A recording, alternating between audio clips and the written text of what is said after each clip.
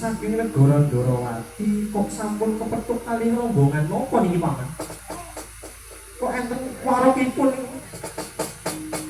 pun sanget dirumene mawon nggih. Bekto KTP napa boten? Awit tentenipun badhe kawula wisuta. Terus mawon ampun suwe. Sah. Kayak wong beli ngomong mandan sangkring. Kok dhisik sana? Ojo kok arani tambuh papan nembe wae waduh. Sira kuwi sapa lan saka ngendi? Papan panggonanku. Lah. Yo, yen kowe takon marang aku jenengku Saswargara. Pangkatku patih Resete Gustiku Prabu Dasakumara Sahadatgara Giripangga. Wes kok Bos? Oh, jenengku Saswargara. Iya. Kowe mati. Iya. Mungkin ampun disuwun. Dak cekap-cekap sak. Iki Paman sakit kula aturi kendel langkung rumiyin. Loh, kok dhisik sana? Adoh saka Giripangga ngenten Paman kene ora wigati apa? Lantaran yo aku lagi didhawuhake Gustiku goleki wong sing jenenge Raden Gatotkaca lho. Papan kene wong arep goleki Raden Gatotkaca. Engko yen kowe wis ketemu karo pawongane banjur arep apa? Kowe dudu urusanku, kowe urusanku. Yen kowe ora gelem bloko ngandhake apa kang dadi wigatiku, becik kowe baliyo wae. Lah. Bocah wadon ngeyel. Yo, yen kowe maksa marang aku, Ratu Gusti utusan marang aku supaya goleki nang ndi papan gunung Raden Gatotkaca.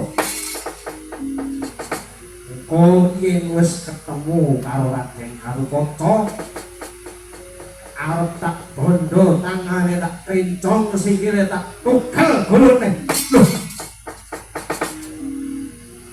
Ono dosa lupute apa Raden Gatotkaca karo bupateni? Dawuh Dewa sing bisa merjaya Raden Gatotkaca bakal diwisudha dadi lananging jagat. Kowe jane sapa, Bos?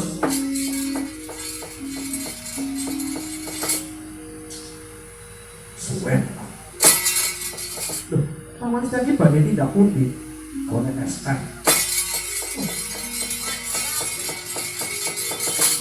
Bos, ora para sahaken gunung kang tanpa guna saiki para ngaku sapa dadi jamu. Saswanegara. Lek nomor ipatmu derangan gogokku aku Raden Samba saka negara Ndarawati. Adalah sapa? Sapa ngono? Kowe ngerti sing jenenge Raden Garukaca? Ora malah ngerti nanging malah tepung turaket banget karo aku. Lho, kowe apane Raden Garukaca? Wong ora tau ndelok wayang yo iki. Ngerti ya Saswanegara? Aku dudu sanak dudu kadang nek mati aku yo melu kelangan. Lah jebule ya tunggal. Ya sapa? Aja ngalang-alangi nang dadi lakuku becik saiki wis sumingkira bae. Kowe entuk liwat ning sirahmu tinggal kene. Barat. Samping loro genjang batu. Wani bener aku. Apamu tak wis dhuwurmu cendhek, gedhemu cilik ana sak jentiku. Tak remet dari glepung kowe. Hati-hati nek pangendamu kelibat kaya pamas daki sobyur padamu.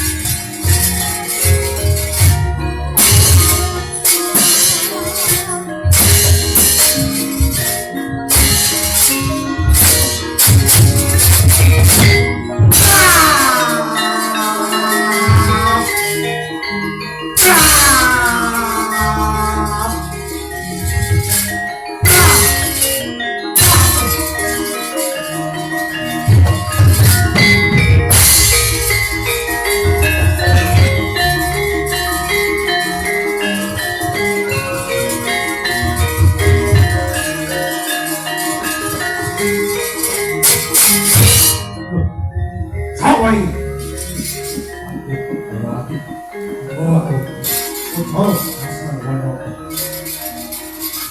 Tumenggung bintang samudra. Ojo yo tandingku kejawa aku. Arat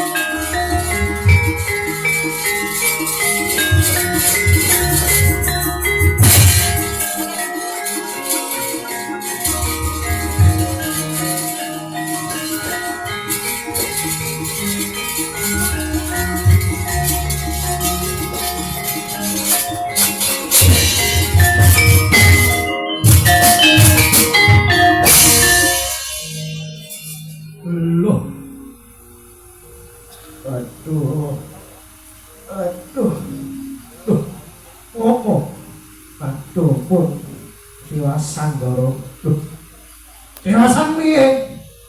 Sampun sami kocar kacir Wonowadya kala diripun Gondoro. Kalah. Ini, lho kok iso kalah? Lah mriko sami sekti-sekti kok. Sami spek bledosan. Bledosan matamu kuwi. Dene si kalah ya kok pripun iku lah. Oke, gak bendina latihan diwai konsumsi, diwai sangu, diwai kudus kok kalah aja. Patut banget. Gondoro menawi dikondha atur kula pun sakmenika wangsul kemawon. Piye? Nggih, sakmenika wangsul kemawon. Bali. Kok bali rumangsane ngopo? Nggih mawa kasembatan kang dadi sediaku kok bali bukane sira piye? Dereng bali sih kepriwe lah. Kok wis entong tenaga, entong wektu, entong bensin ngene mbok adot jajare sih. Motor kaya kae. Kok enggak ada yang betekan lahar bejere mogok lah. Kepriwe? Wes, saya kowe mundur. Tak pakai nang jenenge sombong. Nggih sombong. Malu ngaten di monggo lho. Ose. Rene. Ripun. Jupuk kok gaman kuwi lho. Ripun. Jupuk kok gaman kuwi lho. Lho, napa niku waktu celurit matamu kuwi. Jupuk keris kowe. Oh nggih.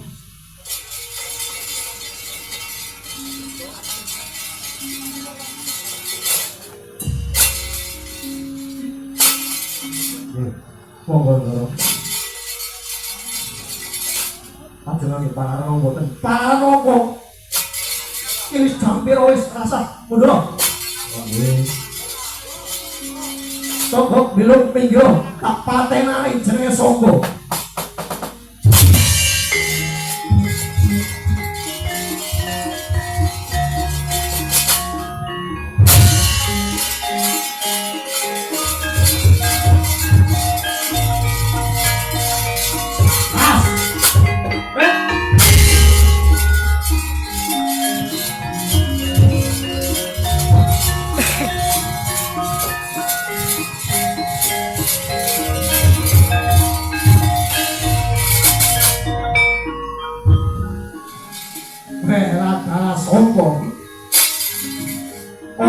pikiran gemuruh gemuruh ya. Durung ngerti kandhane Pati Sasragara tahu bedah Praja Boyong Putri tak tamake gamanku Kris Kyai Siamang Tunggal mati kowe. Parep Kris kok jenenge Siamang Tunggal lono wae.